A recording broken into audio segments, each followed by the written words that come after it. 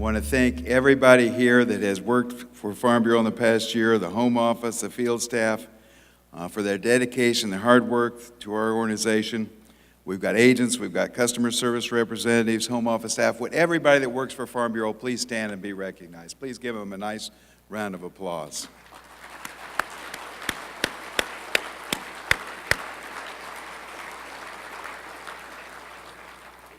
There are members of our Farm Bureau family who have left this life since our last annual meeting. We especially think of former board member Carl Baston and his family. Let's also keep the families of our men and women in uniform and all who have lost loved ones in our thoughts and prayers. Let us honor them and their service with a moment of silence.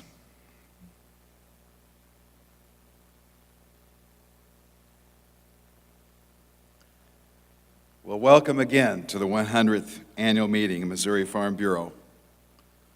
100 years of Missouri farmers gathering together to talk about the issues facing our industry, sharing food and stories, decades of sharing pictures from those unsmiling black and white shots of our bearded ancestors to curling Polaroid shots to now showing videos to each other of our grandkids on our phones.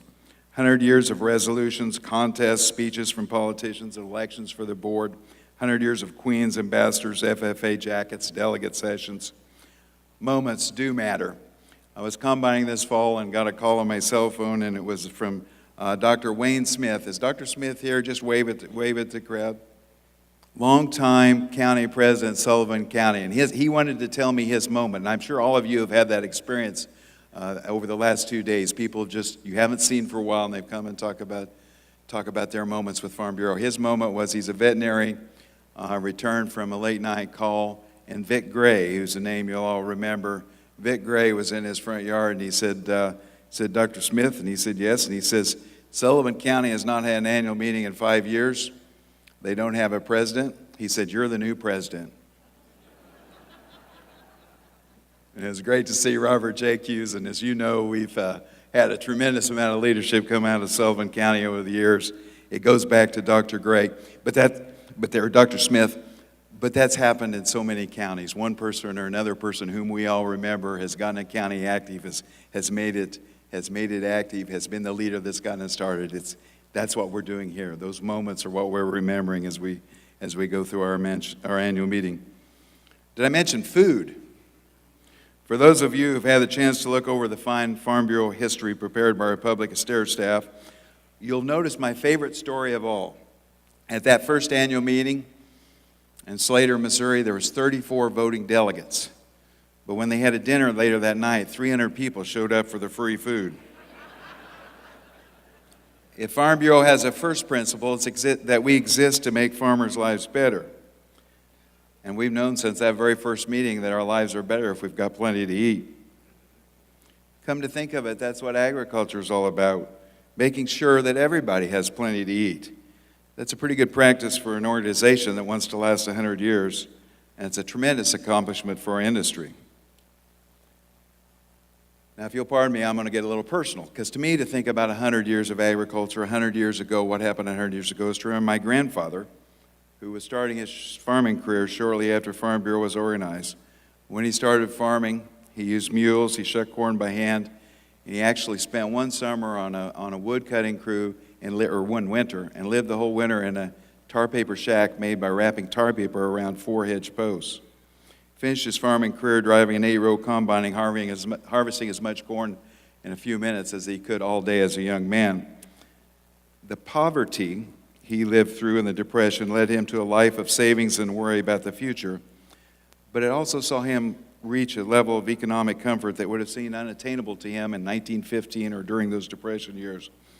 He would often tell me how he lived from planting till harvest in 1931 on $26. As I think back, he would often tell me that just after Julie and I had bought something new. As we reflect over the past century this morning and throughout our meeting, let's not forget this. Let's not forget how much better off we are as farmers than we were 100 years ago. Economic improvements that came about because of research and dissemination of that research, because of far-sighted public policy, because of the freedom to tinker and innovate and experiment, and because of the security we Americans have in our property rights. All of those things that made our economic successes possible are in no small measure a result of the work we've done as an organization. Missouri Farm Bureau has made a difference for farmers and for America, and I'm looking forward to talking about those successes as we celebrate our centennial over the next year. And it has been quite a year. Quota for the 27th year in a row. Profitable year for our insurance companies. The passage of Amendment 1. Think about what we accomplished with our successful campaign. We changed the most important document in our state, the foundation of self-government for Missourians, in a way that helps farmers today and will help protect agriculture for generations to come. We worked together as an organization, reached hundreds of thousands of people, no, millions of people with our message, and we made a difference that will make our industry better forever.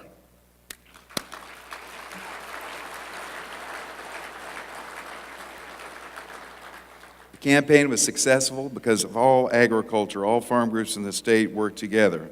How fitting we did this in our 100th year. How wonderful to cap off a century of service and success with this achievement. Missouri received all the program awards available from American Farm Bureau. I'll be very proud to accept those awards on your behalf at the American Farm Bureau annual meeting. And thanks to Dan Cassidy and our great staff for all the work they do that will be recognized in San Diego. We had 3 counties qualify to travel to the American Farm Bureau Convention, talk about programs in their county, more than any other state. We had huge crowds at Youth Leadership Day. We thanked farmers all over the state. We had the nation's largest young farmer conference. We wrote a history of our organization. We hosted internet bloggers for farm tours, and we planned a centennial celebration. Thanks to all of you, all the county leaders that made all that possible. Thank you so much for what you do for our organization. And then there was this. Please watch the screens. Did you see this? The EPA wants to regulate water in our ditches now. Our ditches are dry most of the time. There's hardly ever any water in them. That's enough.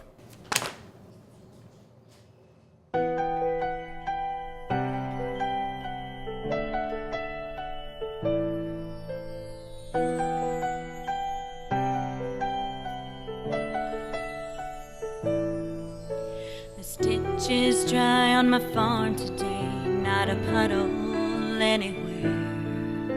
There's no water flowing, but the government doesn't care. Once more the EPA is knocking at our door. With a brand new rule, they want to regulate us more. They've tried before and we said no. Why should they control what doesn't flow? Agriculture's safe, that's what they say.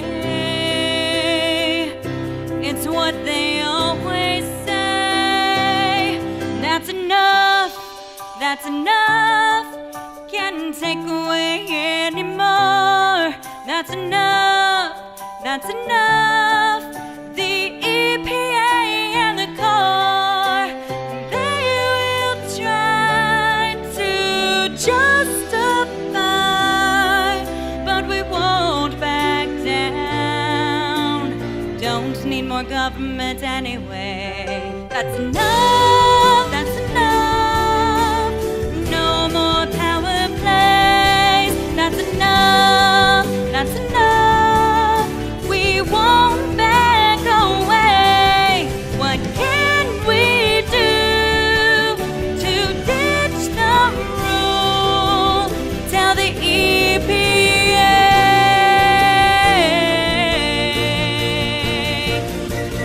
Don't need more government anyway.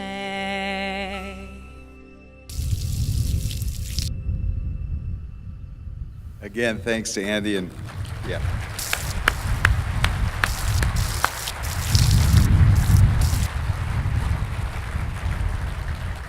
Thanks to Andy and Casey Clay for the work on this video. The EPA's new rule on waters of the U.S. is the most important national issue we worked on this year. We organized non-ag groups from all over the state to help oppose the rule. We submitted thoughtful comments that I'm extraordinarily proud of. We wrote dozens of op-eds and editorials. We submitted over 7,000 comment cards. And with this video, we got under the skin of the EPA enough that the administrator felt the need to come to Missouri and give us a public spanking. You know you're making a difference when EPA bosses' public comments are a response to your work. Our video went viral and had over 135,000 views on YouTube. We may be 100 years old, but we're willing to change the way we communicate in order to keep up with the times, and we'll continue our efforts to defeat the EPA's power grab, and maybe we'll help their sense of humor as well. We've been successful, and it's fun to look over the past, but as an organization and as an industry, I'm not sure we've ever faced bigger challenges than we do today. As we saw from the voting patterns in Amendment 1, not everyone is convinced that agriculture today is doing a good job. They've been influenced by the almost unanimous condemnation of our industry by writers, filmmakers, and editorialists who have never spent any time actually raising food. These are experts who gained their influence because their skill with words and film, not with hands-on knowledge of what it actually takes to raise a crop or to grow animals. Most disturbing of all, they have no sense of history about farming, no memory or knowledge of where agriculture has been and how far we've come. Recently, thanks to President Stallman, I traveled to New York to hear the leading voices in the food movement make their case for what is wrong with our industry. The conference was sponsored by the New York Times, and make no mistake about it, changing our lives and our industry is the goal of that organization, every one of the 600 people who attended the meeting. Instructing us in how better to live our lives and run our farms is not only a project of the New York Times and everyone in the coastal cities of the United States, but our own major newspapers here in Missouri and showed throughout the campaign for Amendment 1 that it's a disease that has affected the urban areas of Missouri as well. Along with ending industrial farming, they really would like to change how we eat. Those of us attending the conference realized just how serious they were. By the second day of the conference, hunger pains replaced any other reaction we might have had to their agenda. Here was the dinner, this was the central banquet, this was the dinner served to the 600 people in attendance, if you look at the screens. So, let's admit it. Many of us, me more than most, should push away from the table a little quicker. That picture, however, is the entree for our event. For those of you who don't recognize the food, this is a carrot cutlet, a pork bolognese, had to ask somebody how to pronounce that, sauerkraut, and about 3 grains of Waspy Valley corn. Now, to a farmer from Westboro, it was a fried carrot and a half a bite of pork. Hey, don't laugh. Don't laugh. Later on, I learned that a dinner at that restaurant costs $180 a person. These folks have figured out how to sell carrots for $360 a couple. I brought this up with me this morning. In his keynote on the second day, Michael Pollan carried a quarter-pounder from McDonald's to the podium as an example of what is wrong with the way we farm and we eat. I would have given $180 for that quarter-pounder. Now, rest assured, tonight's menu includes 340 slabs of ribs from Dexter and 550 pounds of brisket from the Farm Bureau kitchen.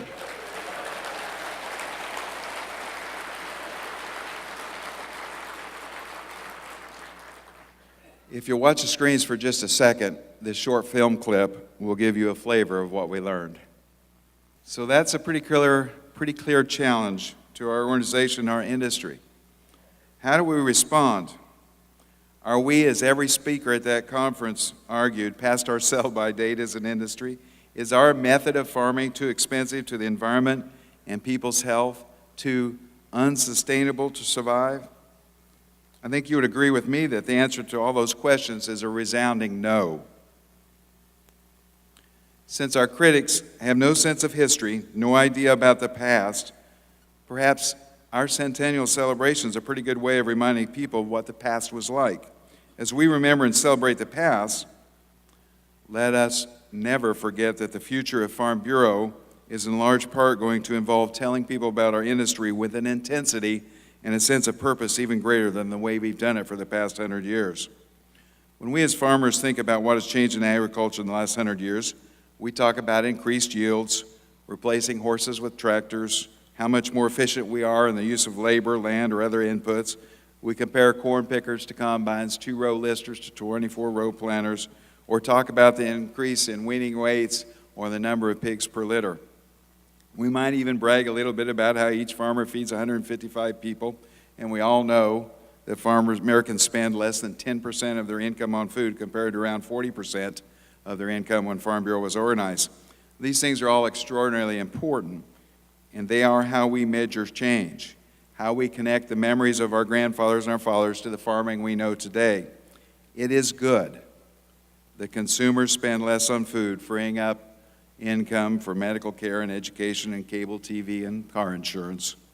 It's good that we know how to produce more or less, that we're more careful in our use of water, fuel, fertilizer, and time. But often, I think we miss the biggest story of the 20th century when we limit the conversation to efficiency, as important as that is. Farmers sell our accomplishments short when we don't talk about what agriculture's successes mean to the rest of the human race. In America, the average male is 3 inches taller than he was in 1915. Comparing 65-year-olds today to 65-year-olds in 1915, researchers have found a decline in every chronic condition of well over 30%. In 1915, the average life expectancy of a 10-year-old was about 50 years. Today, of course, it would be close to 80 years. That increase in life expectancy in the past 100 years is twice as much as occurred in the 20,000 years before the last century. The increase in world population in the last 100 years is 4 times the increase in worldwide population in all of history. There's lots of reasons for these changes: better medical care, cleaner water, the eradication of disease. But the most important reason for our improved prospects is better nutrition. Although good crops and new trading partners in the past might have led to a time, a few years, when nutrition was improved, it's only in this century that we've seen such a sustained increase in size, in health, and longevity. It happened because we learned how to farm. It happened because farmers tried new things. It happened because of agriculture research. It happened because the Extension Service and Farm Bureau helped disperse that knowledge. Because of that increase in population and health, humans have the calories available to do economic work. All of us in our VOAG classes and our animal nutrition classes learned about maintenance rations, the amount of feed needed for an animal to maintain his body size and his health. Humans have a maintenance level of nutrition as well. For thousands of years, most people only had enough to eat to maintain their lives and get enough to eat for the next day. They didn't have the actual physical energy to accomplish anything else. They couldn't work off the farm producing tradable goods because all of their energy went into getting enough food to survive. Progress occurred only when there's enough food to grow, to work, to think about something besides getting enough food to eat. Only when people had adequate food could they actually build, create, contribute to a growing economy. Only when enough of food was available could everything else we think of as modern life be created. That minimum level food was reached at different times in different places, but it only became the norm in most of the world most of the time in the last 100 years. We don't often talk about food as a limiting factor to health or longevity or economic growth because we take it for granted. We as a society are so rich in food that we forget how much the world has changed in the past 100 years. We take it as a given that the next generation will be taller, will live longer, and won't be afflicted by the problems that our grandparents knew. We don't think about that larger story because it happened one seed variety at a time, one chemical discovery at a time, one combine innovation or breeding breakthrough or market change a year. It has all added up. It has all added up to the greatest story never told, to a remarkable increase in human prosperity and happiness. And that's what we celebrate at our 100th anniversary. That's the story we must tell again and again. That's the story we should never forget. Thank you.